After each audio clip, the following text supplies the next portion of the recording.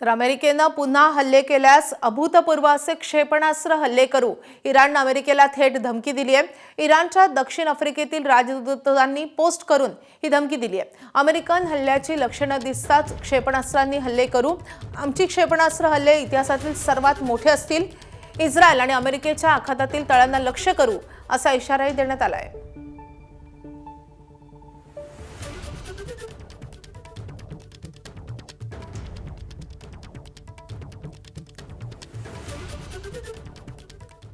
तर इराणच्या संसदेचे उपाध्यक्ष अली निकझात यांनी एक मोठं विधान केलंय। इराणचे परराष्ट्र मंत्री अब्बास अरागची पाकिस्तान किंवा ओमानमध्ये अमेरिकेसोबत कोणतीही चर्चा करणार नाहीत। अरागची अणुप्रश्नावर अमेरिकेशी वाटाघाटी करणार नाहीत असंही त्यांनी म्हटलंय।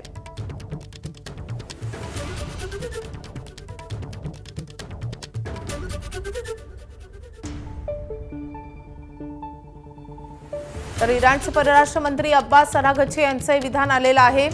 पाकिस्तान किंवा ओमानमध्ये अमेरिकेसोबत आता कोणतीही चर्चा होणार नाही असं त्यांनी म्हटलंय। अरागची अणुप्रश्नावर अमेरिकेशी वाटाघाटी करणार नाहीत असंही त्यांनी म्हटलेलं आहे। तर इराणच्या संसदेचे उपाध्यक्ष अली निकझात यांचे हे विधान आहे।